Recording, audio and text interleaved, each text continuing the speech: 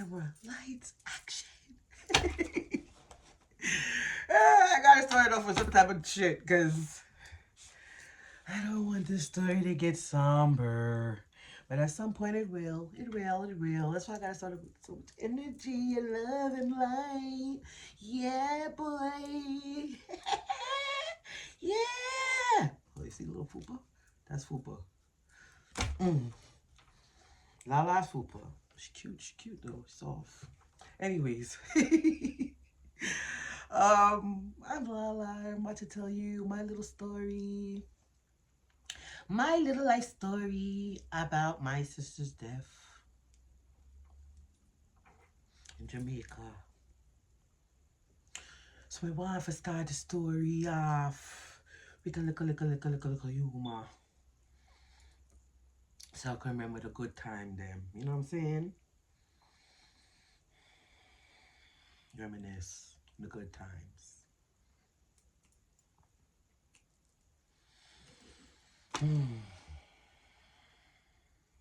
I tend to forget that me and her had such a blast when we first got there. When we first reached Norman Manley Airport. We like, yeah, turn up time, turn up time. Came out the airport, bought a little rum punch with a little umbrella, little tiki bar umbrella drink. Got in a little minivan and it took us to the resort. That first resort was beautiful. We took in the sights of Kingston, Jamaica as we drove around the city to get to the grill, and we were just mesmerized. We were so happy that we actually manifested this trip and we're actually on it since we just both had little babies at home. We were still breastfeeding them when we left them. So Kyla was like 2 and Christian was like 1. But Kyla, yeah, he would turn 3 the next month and Christian would turn 2 in November of the following. So they was little babies and we was mothers. We just had kids and all these responsibilities from us moving from New York to Georgia and working all these years and then having kids and being mom. So we kind of need to milf out a little bit. We kind of needed it. Kind of needed it a lot. My mom knew that. So she supported this trip. She wanted us to go. She wanted us to have a ball. And she took care of our kids. She watched all the kids while we went down there. So I'm thankful for her that we didn't have to worry in any capacity about our children because we know they were safe. We know they were in a safe environment, so we could go and have fun. We reached the resort. It's beautiful. I don't want to mention his name because I don't want to tarnish that first resort because we had a wonderful time. Okay, we should have just stayed there, like my first mind told me. I don't know why. Ha ha ha. I didn't listen to my intuition like I should have. Like I do now. Like I do now. Like I do now. I should have. I should have pushed more. I should have pushed. Should have pushed more. I have to finally arrive at the Jamaican resort. We were so excited. Me and China was so excited. We wanted to do every excursion and activity the resort had. I also wanted to relax. So it's a vacation. I ain't coming here to be running around and chasing in these streets. I came to lie on the beach, get a little tan, light skin, a little tan, a little toast. That's what I want to call it. Because I'm already tan, so I need a little toast and smoke my blunt and drink my money on the beach. Chanda, she was excited. So she wanted to do pool aerobics. She wanted to do the scuba diving training, which she did. I didn't do that. Angie came and met us. Angie, I think, also was in the pool with her a lot, and I'm not sure if she did the scuba. I think she did do the scuba diving thing with her, the training. I think Angie already know how to do that though. She's a pro, so she already been to so many resorts and on so many excursions and lives life so much that I'm sure she was just doing it to keep trying to company, but she made it more fun. Auntie Angie just made it more fun, and she made us go out to these little restaurants that he had in the resort, and we watched little live band shows and had drinks and laughed and cracked jokes, and it was just so fun.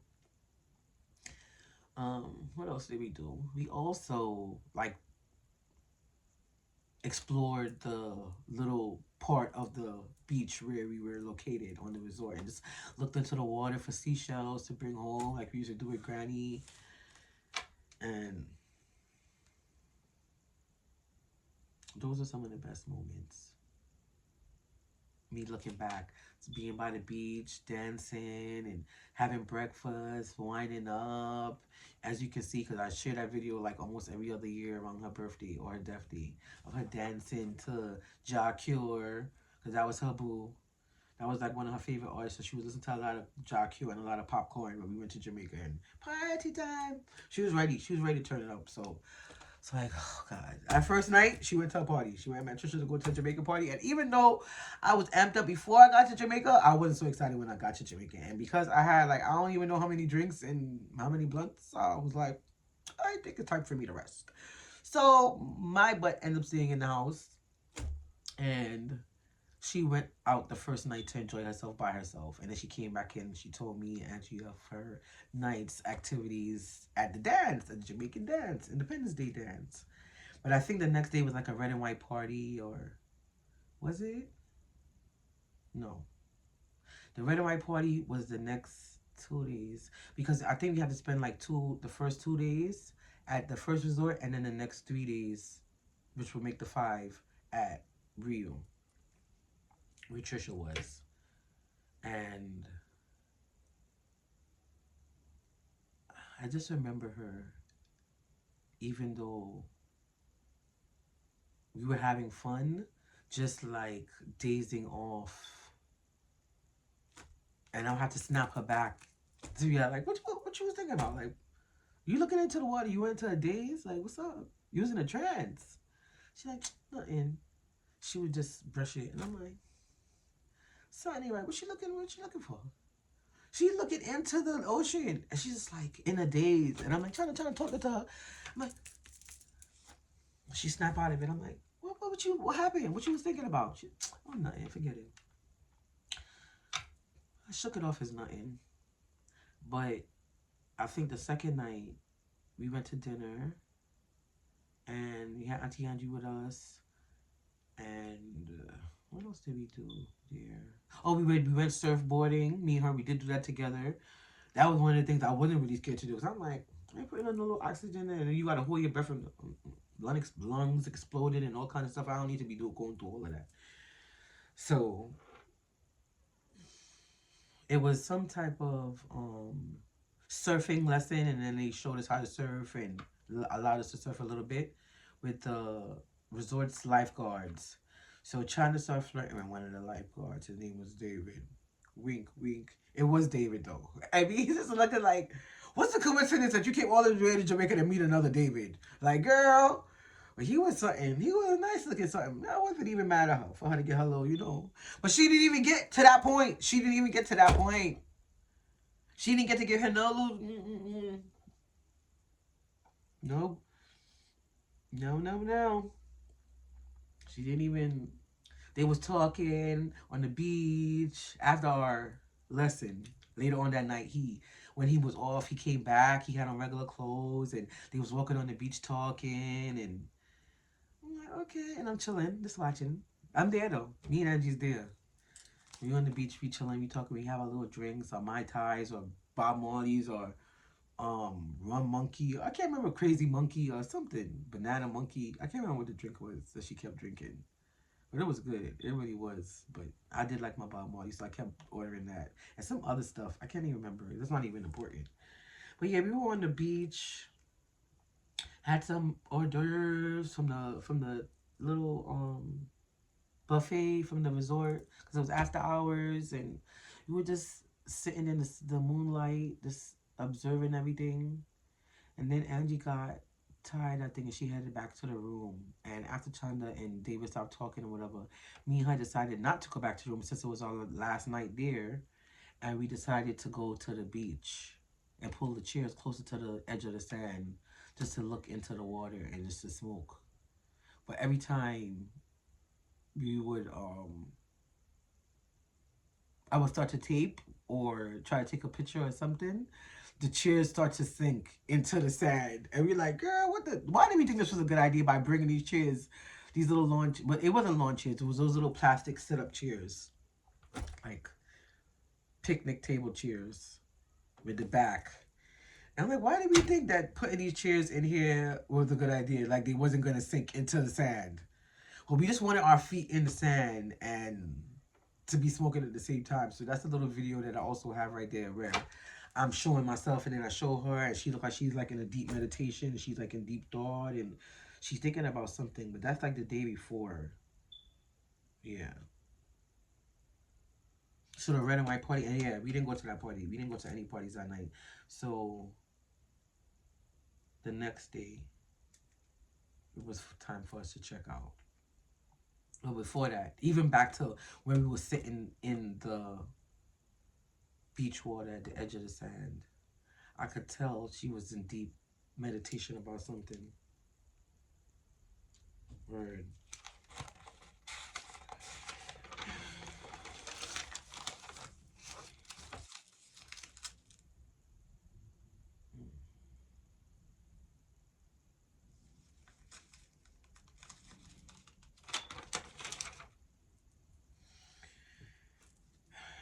My purest love for my sister is what motivates me to tell this story.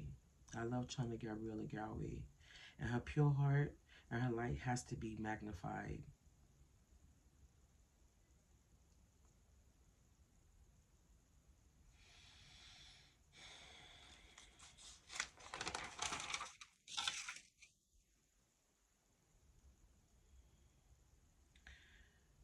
I'm trying to find what I said right before I go into the story of us getting to Ryu, because it's just that fast.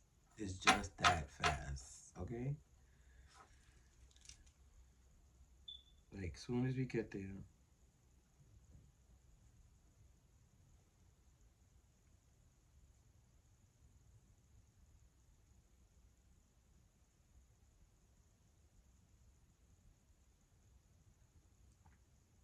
I want to say that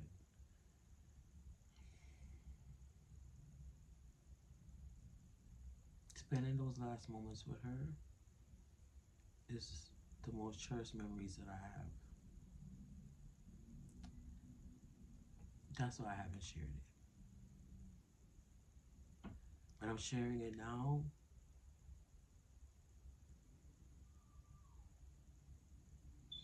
because the world deserves to know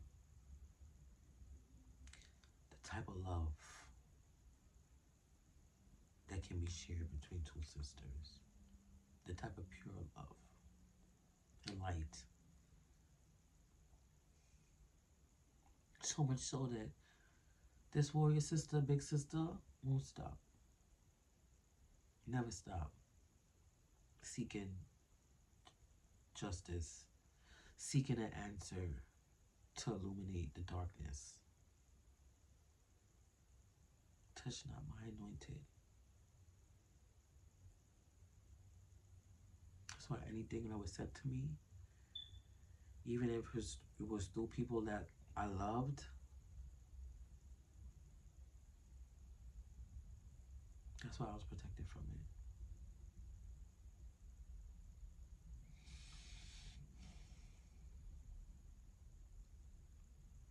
That last night, me and China spent on the edge of the sand in that water, I knew she was in deep meditation, but never did I think she was contemplating her death or what was coming. Until now, till this very moment, now I think she knew. Now I think she knew it was her time. And at that time, I couldn't accept that because I thought if I did this wrong, or if I did this better, or if I did this, or if we stayed at that first resort, or if we made Angie stay with us, or if we went to that first resort room that they had ready for us when we checked in, and we didn't insist on being in the same floor in the same building as my cousin, that this wouldn't have happened because I would have been with them.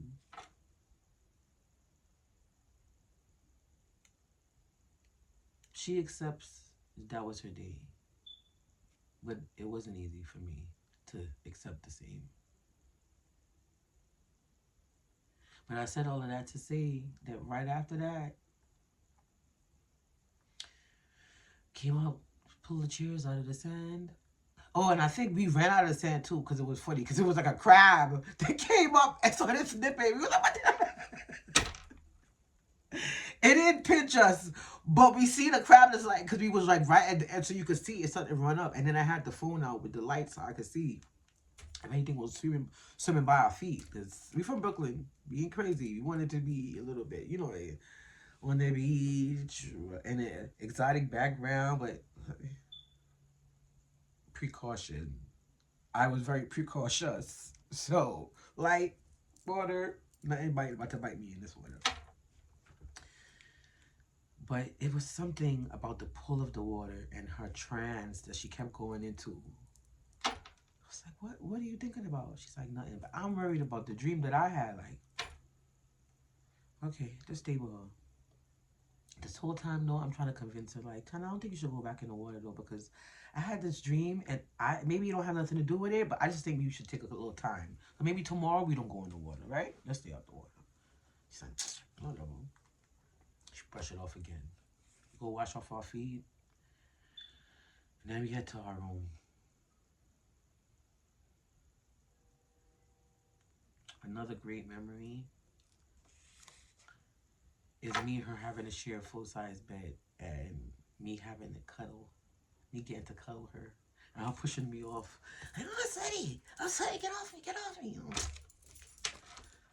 Come here. You got this one little bed edge right there. You on share with me. You pushing me off the bed. Come here. I'm fighting to cuddle her. And it's memories like that is like the best memories I have of her in my adulthood. That I would cherish for a lifetime. That could get me through a lifetime. From the love that I shared with her.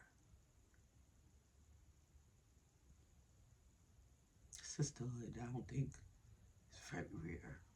For sisters not to be jealous of each other and competing with each other and to be each other's biggest cheerleader, to do everything we did,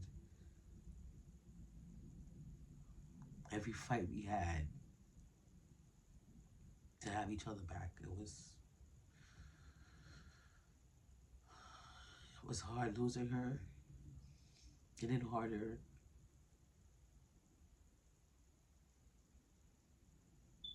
to recognize that I dropped the ball.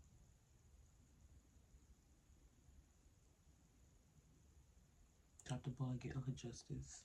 Because I trusted the wrong people. I trusted the people who I thought loved her as much as I did. Because she was there before us.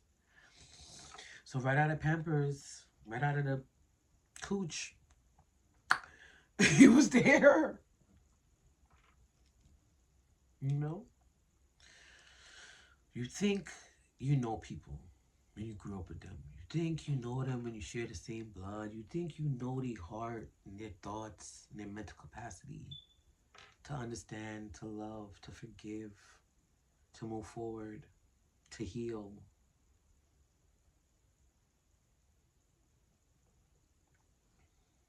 Not all the time do you know.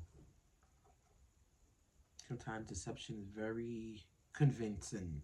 Sometimes deception can look like love. Sometimes the need to seem innocent appears as love.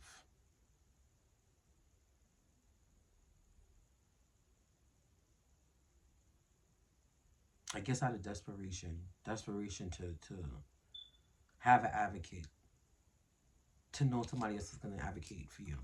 So you, especially if you know the person, you know how big my heart is. You know, this is the last thing I want to think. You know, you think if so much love between these two women is no way possible for this to have been the case.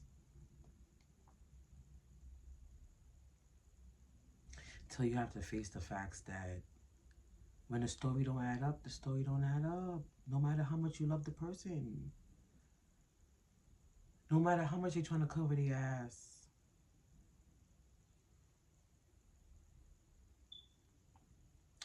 I took 10 years and careful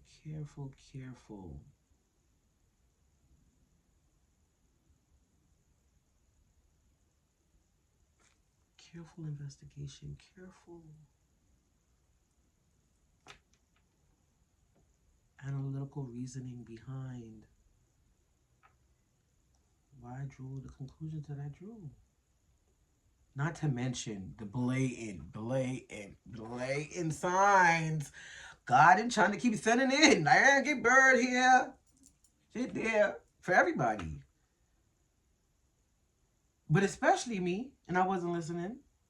But I was. Because she was listening and she was there. So she showed me her presence there. And she showed me that she will always be there with me to protect me. Even from the person that was sleeping in my bed that night. Because from then, she showed me she was there, but I also know now that that was a warning.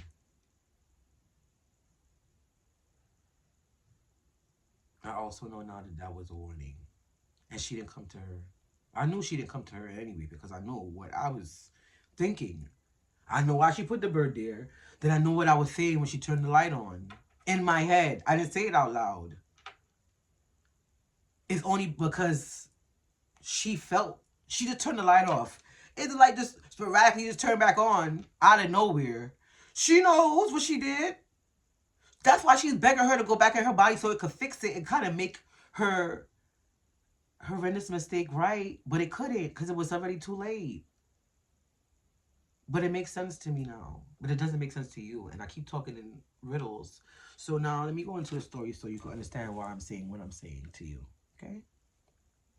I'll break the story down all the way. From beginning to end. No more interruptions. This is the story. I got to cuddle with her. And then the next day, we packing up, we getting dressed, and I'm like, Tana, please don't put on a bathing suit. I'm begging her while we packing and we cleaning up the room to make sure we leave nothing behind. Like, Tana, please don't put on a bathing suit because I don't want you. I told you last night I had a dream about this and I have a bad feeling. She's like, Granny, protection over us. Ain't nothing happening to us here. What's going on? We go home to our kids. I'm like, you ain't trying to. I always felt my grandmother's protection is like an orb of protection. Yeah, that's what I used to call it.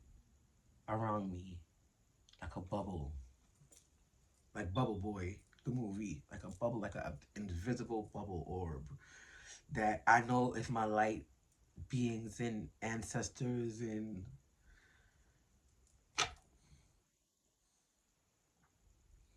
spiritual family around me protecting me as a shield. My grandmother is a very praying spiritual woman. Spiritual deacon, pastor, ordained minister, everything. Rest in peace, Eunice Leon. But Chunda's like, Granny's protection and nothing. Ain't nothing. Right, Chunda. So, kind of like, we checking out. We go order some drinks, and we waiting on the taxi, or the car, the van, the minivan to take us to Rio. And Angie's coming with us. And I'm like, Chanda, oh my God. Angie gonna come block. She really wouldn't have, but it's still at the same time, I was just like, she gonna tell mommy everything we did. And she didn't even have a problem with her being there. I just felt like, I don't know why. It was the devil in my thoughts. Because I don't understand why it even bothered me. Why I even cared. Because then afterwards, I started beating on myself. Like, oh my God, if it wasn't so me insistent on us just being alone and not having none of my mother friends there that I could tell what we was doing. Like, we wasn't even doing that anyway. Somebody else would have been there with them. And I could have went to the room with the bags and not have to worry about China dying. It was that quick. I went to the room to check the bags, to make sure the bellboy brought the rooms up to the back to the room. The bellboy brought the rooms up to the room properly, and that everything was there. I counted everything, and everything was still locked. And it was just that quick. Either way. So I'm like,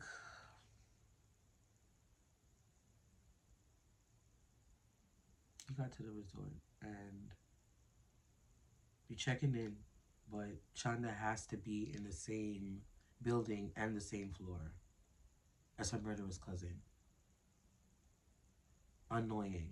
Like, you gotta be up this bitch whole ass. She used to do that shit my whole life. It just pissed me off. Like, we already here. You may already made us leave the better resort to come over here where she said the food was shit. Why? Why? You have to be in the same building on the same floor. We could go to our room right now and check in. But because you want to go wait for our room to be cleaned in the other building on the same floor that she's on, we got to wait an hour or two. Does this make sense? To China it did in time. She was insistent. I don't care either way. So, all right. But I'm not going nowhere walking off without my bags in a foreign country where I don't know, and you could be hearing, oh, people get robbed, oh, people get raped, oh, people can steal this, oh, people steal that. And when Angie was with us, it was the one thing because I did feel protected, but when she left, I felt like I had to be guarded and more precautious, which is why it was stupid for us to even think she shouldn't have stayed there with us. But it wasn't Chanda. It completely wasn't her. It was completely me. Because I'm like, you don't need no chaperone. We grown. If you want to get away and have a one night stand or whatever you want to do, it wasn't like she would have told her or would have cared anyways. So I don't understand why I cared. I don't know saying why.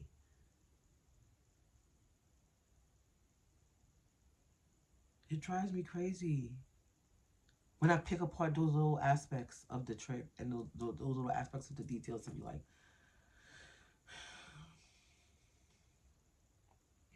okay, but Angie's going now and she takes the cat back to her home and me and China walk from the front desk to to the excursion table that they have right before you walk out of the lobby into the grounds of the resort. And they zip lining, swimming with dolphins, and what else are you supposed to do? Dunn's River Falls excursion, like a tour around there. We pay for those, and she's like zip lining. I remember her saying that to me. It was like the exact thing. She's like zip lining. I need to go home to my kids. Like, who want to be jumping off of a line in the middle? You see all these curves. She slap her hips. Yeah, I'm like, all right, maybe we should do not do the zip lining. I'm trying to get her to talk. I'm trying to like get her to do it because you was already feeling adventurous. You doing snorkel training and surfing and well, water aerobics is not dangerous. But regardless, we wanted to do jet skiing, but we couldn't do it at the first resort because they had an accident and somebody died. So we should have took that as another clue to be way more precautious than we were, and we weren't. No, we at the second resort and we paying for the excursions at the table, and I'm trying to beg her to stay with me in the lobby. But by the time then, Trisha finds us. The T and the C find each other, and she's like, "I tell him." I'm like, Tryna, could you at least wait till we get the bags and then I could come with y'all? Could we get the bags into the room? I'm not about to leave these bags unsupervised for somebody to just randomly take it to the room that I don't know. I need to sit here with my bags and wait till they get to the room. So I'm sitting here worried about some stupid fucking bags. And I'm like, Tryna, please wait for me. She's like, no, turn up time. Bye, Felicia. And I'm like, bitch. Bye, bitch. Why did I say that? Why? Why?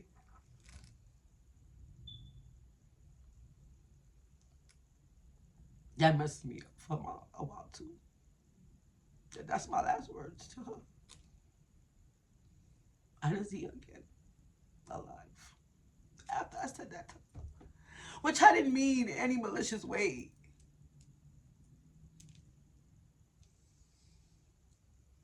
She knew that we talked to each other like that. But I didn't expect it to be.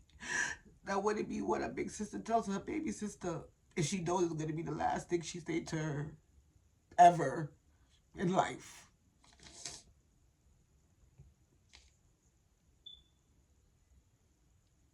I had to eat that every day for the last 10 years.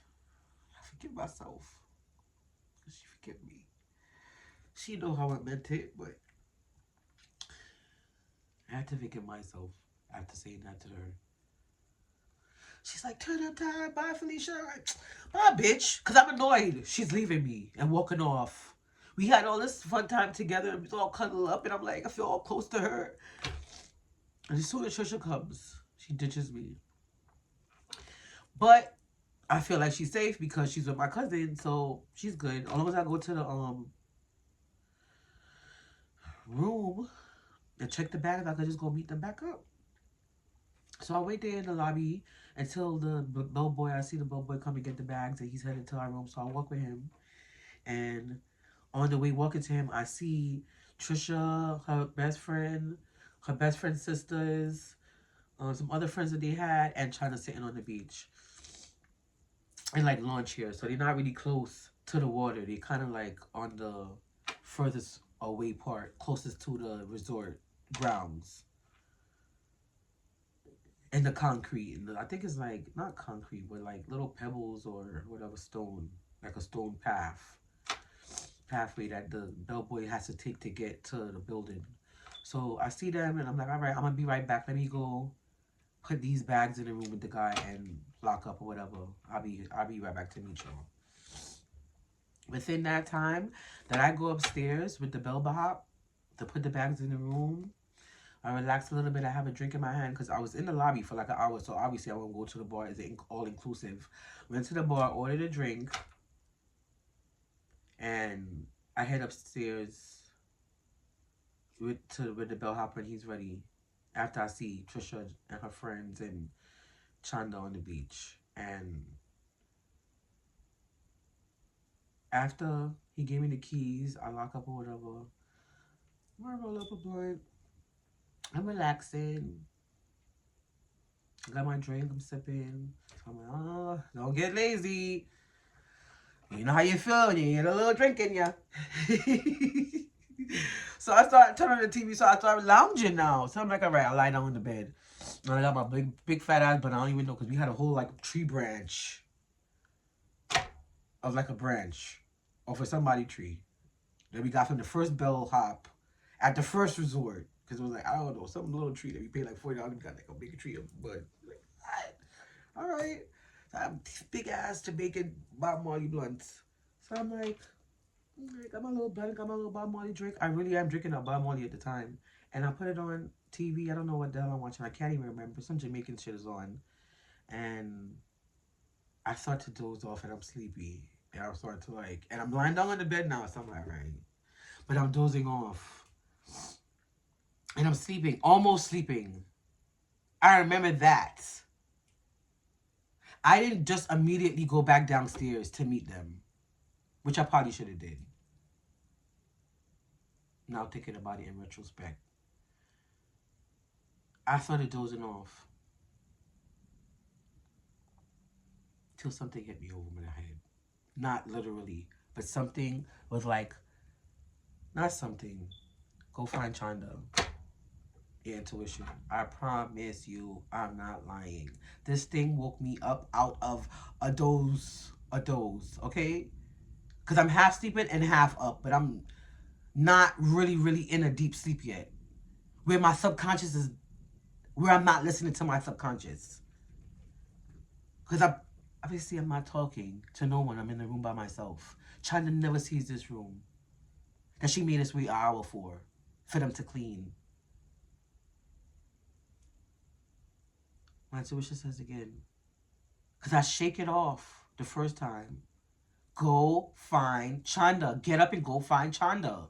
And it's more forceful this time. So I'm like, get up and I'm like, wait, what is this feeling? What the hell? Talk about. I know the dream I had. So I'm like, no, let me go at least put my eyes on her and then I can come back and relax. I can't relax until I put my eyes on her because my subconscious is saying, go find Chanda. Go find your sister right now. I listen the third time. The first time, I blow it off. The second time, I wake up. The third time, I'm like, okay, get up, move. Get out the room. All right, where the key? All right, move it. Flop, flop, flop, go downstairs. Find Janelle. She's back at the little lawn chair where I found them the first time when I first came into the grounds. And they all still there sitting. And my sister's purse and my cousin's purse is on the chair. And their phones. Where they went? Oh, they in the water. I told this girl don't go in the water. Where in the water? Where? I don't see them. Oh, they over there. All right, I'm gonna come back. Let me go look for them. As I'm looking for them, though, the panic rises. The panic in my spirit rises. And I start to get frantic a little bit. I start to get worried a little bit when I'm not finding them. Where she point me out to, like, oh, they were standing right there just a minute ago. Like, okay. I'll go back to her again, like, can you help me look for them? Because I'm really not seeing them. I really went everywhere, and I really don't see them nowhere on the beach. Can you help me look for them? Because I need to find them. Something don't feel right. I told her I don't go in the water today. Where they at? You said they on the beach. They're in the water. I went into the water. I had like a sundress. I had on a black and white sundress. And I hiked it up. I didn't even have on a bathing suit because I was determined not to get in the water that day and to make sure China stayed out the water that day. Because I'm thinking there's something with water when she's in the chair from the previous night, where she keep like spacing out. So I don't feel right. Finding my panic starts to rise. My cousin's best friend is helping me look. She doesn't find them. I don't find them. So then we move off the beach now. We come out the water. We go into the beach sand. We walk from one side of the resort to the next side of the resort. I still don't find them. She's helping me. We start to enlist every one of her friends that's around, that was with us, to help find them. We're looking for them for probably like an hour.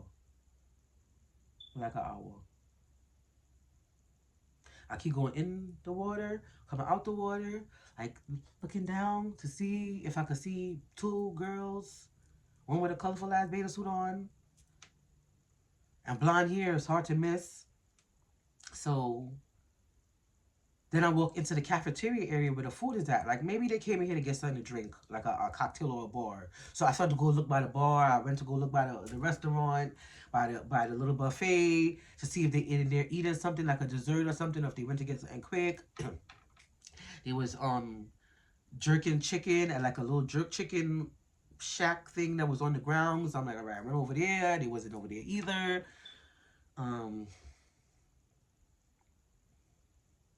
Then I went back to where my cousin and her best friend was sitting initially. And I picked up the purse and they bags.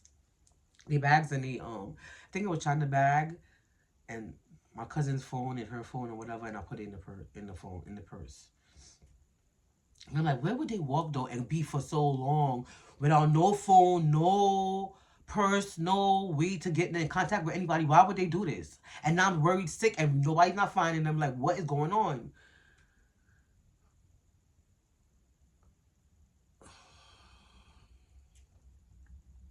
At that point, I'm sitting in the lounge chairs that they was sitting in when I first came into the resort, and we waiting to see if they're gonna come back to that area because that's where they know they left their purses and their phones.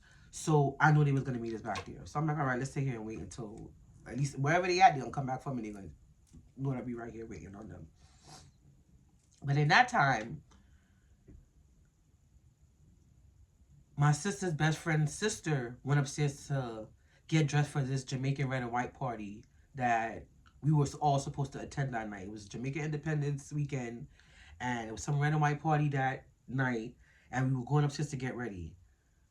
She's upstairs getting ready in the hotel room that she shared with her sister and my cousin, and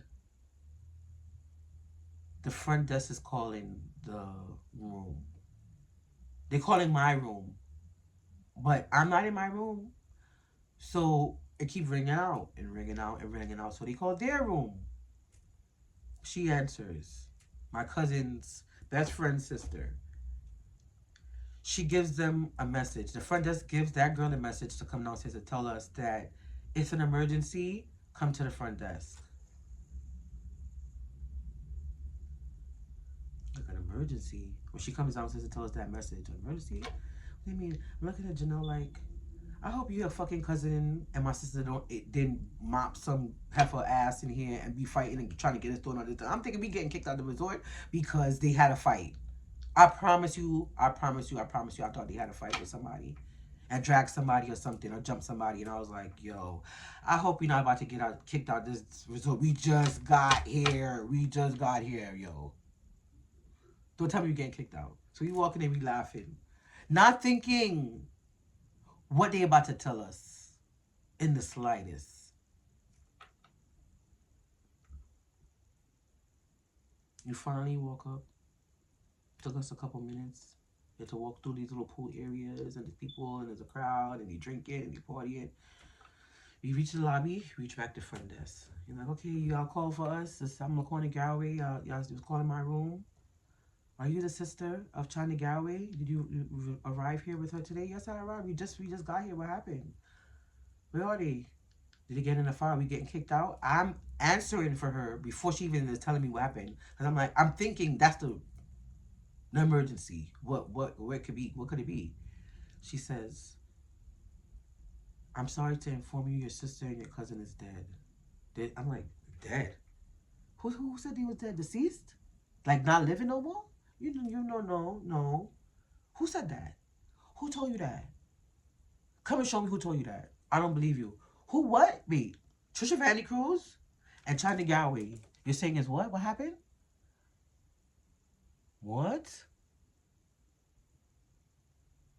She said they're not living. They're not with us anymore. Who told you that? Oh, the doctor and the nurse of the resort, just or whatever. And he just was. I'm like, she's trying to explain to me, and I'm cutting her off because I don't want to hear that. And I'm not reacting. I'm not going into shock. I'm calm. Cool as a cucumber. Janella's over there freaking out. Because on the little walk from the beach chairs to the front desk, to the lobby to the front desk, I don't know what made me take off China purse off my shoulder.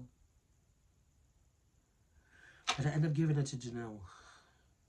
But Janelle had it like on her shoulder. So when they said that the second time and clarified it, because I'm like, wait, what do you say? I don't believe you. Who? What you say? Who told you they was deceased? Who told you they was dead? He goes, oh, let me get the nurse and the doctor from the resort so they can speak to you. You can have a seat over there. So within that time, Janelle is like freaking out. She takes the bag, she slams it on the floor, she slaps it to the floor, the phones break. And I still didn't react. I'm still calm as a cucumber. And I'm yelling at her now to calm the fuck down. Bitch, you need to calm down. Because this is not true. There's no way. I revert back to my grandmother got a protective orb around all her grandbabies. And I'm telling you, it's impossible. We are so protected. We are so covered. It's impossible for anything to harm us in this way. God wouldn't do this to me here. Like this. So I need you to calm down. Because this is not true. Who said they was dead? Come bring me them. How? Where? I'm not entertained nonsense and no capacity. So I don't even acknowledge that the front desk called my room, told me to come up to the front desk to tell me that my cousin and my sister's dead. They didn't say one, they said both. Then the manager comes while we sitting down. It was like by a table that was by the same excursion table for when we just got there. Because we just got there. We had just got there. Like 12 o'clock. By the time this is like 2 o'clock. Took us an hour to get the room. Just that fast. 2 p.m. So I'm like, I'm not listening to y'all. Go bring me a manager and the nurse and the doctor, whoever said, and declared them dead. Because I don't believe you. And I need you to calm the fuck down, bitch, because I don't know what the fuck. This is not true. That's how mad I'm at. That's how mad I am. I'm sitting down back close by the excursion table where we paid to go to do the swimming with dolphins and the Duns River Falls tour. And the manager comes walking up to me and he says, it's not both girls. I mean, it's not both girls.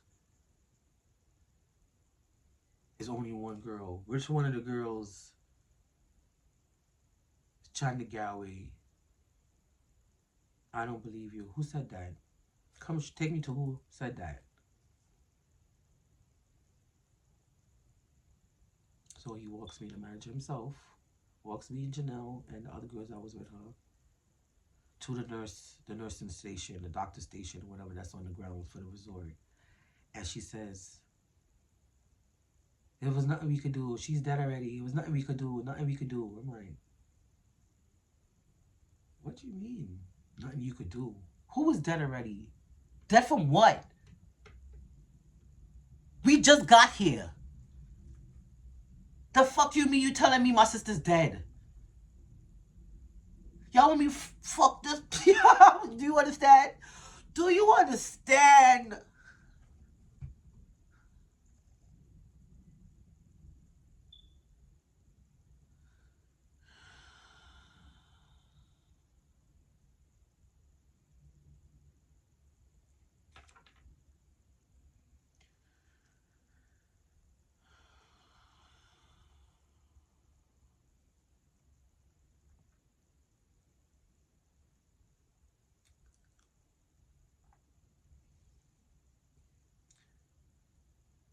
I didn't want to believe her or the situation.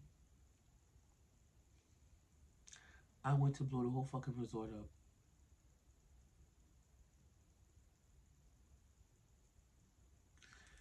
But I didn't want to react until I seen her. I said, so where is she?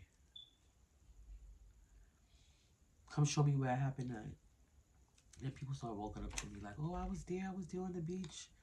What you mean you was there on the beach? I was there with her on the beach. I was there. Like, it's your cousin. What? Janelle, let's go. Where she at? St. Lucie something. St. Lucie Hospital. We'll get a taxi. You take this little minivan, you walk out the front lobby, go hop in a little minivan and take us to St. Lucie Hospital. On the ride, Janelle is freaking the fuck out and I'm cussing her the fuck out. I'm like, if you don't calm the fuck down, because this is not true. My grandmother is a praying spiritual woman and we are covered by the blood of the Lamb. Ain't nothing could touch, not a soul in my family.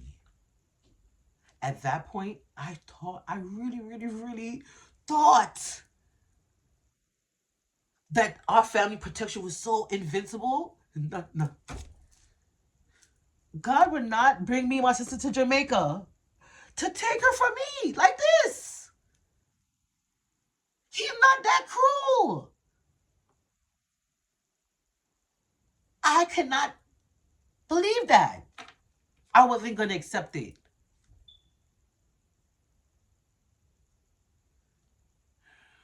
The fucking ride felt like it took 2 years. I started to panic when I seen the hospital.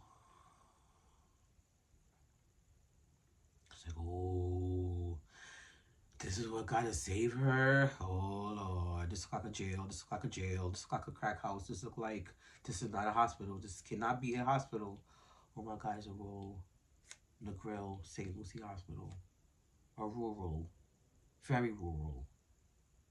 Had a big ass fence gate. Then the man is like, oh, he ain't letting me in the gate because I got on a a spring dress and I need sleeves. I'm like, if you don't open the motherfucking gate. Eventually he lets me in after fucking cussing and carrying on. I don't know for how long.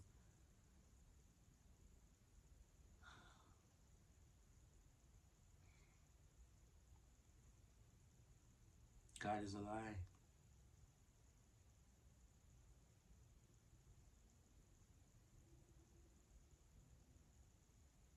The devil is a lie. And God was a lie that day. Both.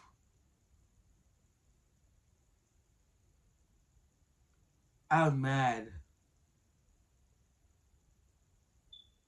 I was mad at the world. And I see my sister condition.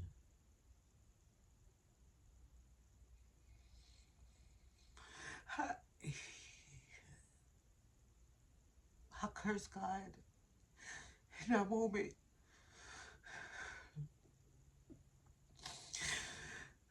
Because I don't fear. It was so unfair.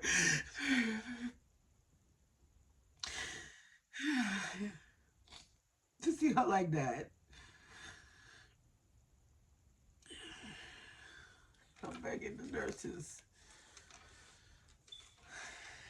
Like, please do something. Put something on her. Revive her. Put the little machine you put on her and revive her and shock her. Like, nothing we could do. She dead now. Nothing we could do. Nothing we could do. She dead. She gone. She gone. And Trisha came to me and she put on these two little gold bracelets on my arm. She's like, I'm so sorry. I'm so sorry. I should have thought about, like, what you sorry for? Laquan, I'm so sorry. Laquan, I'm so sorry. Laquan, I'm so sorry. I'm like, Trisha, what did you do?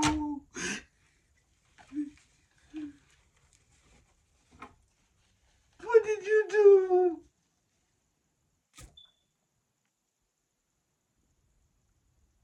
What did you do, Trisha?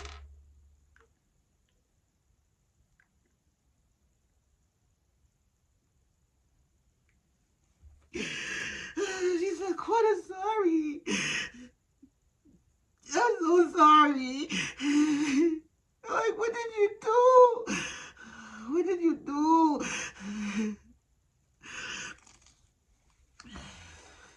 How? How? Why? What? China's blue. China's mocha complexion is blue. Her eyes is blue. Her toes is blue. Her fingers. Her lips. They cut her bathing suit open so her breast was exposed. He was sand all over her body. Sand in her hair.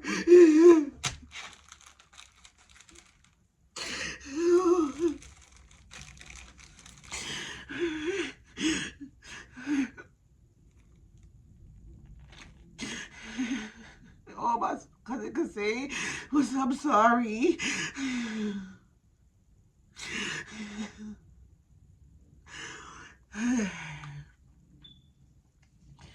He didn't want to leave her there. He couldn't. He couldn't leave her. So like 2 cycles, we stayed there till the morgue for the truck came to collect her. We stayed on her head. I kissed her the whole time. I kissed her side. I wiped the side off her face and I kissed her face. I kissed her lips. I kept kissing every part of her. Holding her head, her toes. Just making sure she knew I was there with her, holding her, and hugging her on the bed, on the gurney, and making sure she felt her love and energy. Her eyes were open and blue and white. Close her eyelids. Sad even in her eyes. Sad even in her mouth. Or her tongue. Her tongue was blue. Her lips.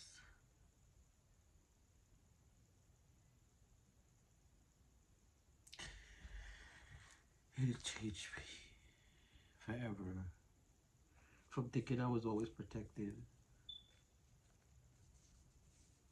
Changed me forever. From thinking I could trust my family to tell me the truth. Especially when I did. Did. You lie. Then you keep lying. Then to cover up your lie, what did you do?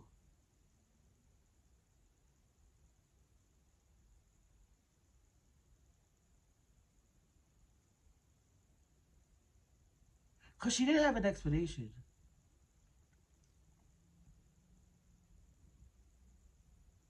She kept saying, I don't know, I don't know, I don't know what happened, I don't know what happened, I don't know. You on a boat? You on a boat where? You on the beach? The people didn't come back. I was trying to get the nurse. I just had somebody for the nurse. We went boat paddling. We went too far. We weren't on the grounds. She fell out the boat. Then some guy came to bring her back in the boat. All this was after. That night, she didn't have a proper explanation. She had time to think and keep concocting the story. And I'm in my grief, so I'm not paying attention. I know I can't go back to New York without her. So I know what I'm thinking in my head. Like, listen, girl, I'm coming with you. So you left? We in this bit together? We out this bit together.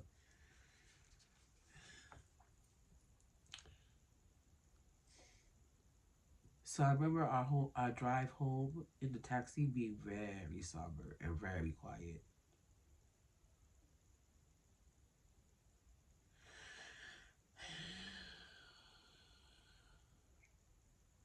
It wasn't no formal explanation that first night because I didn't even want to ask you what happened.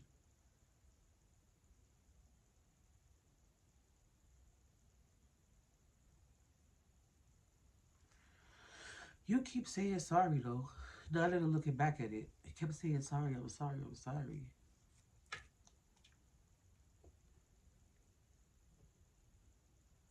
I wish I would have thought more about it in the moment. I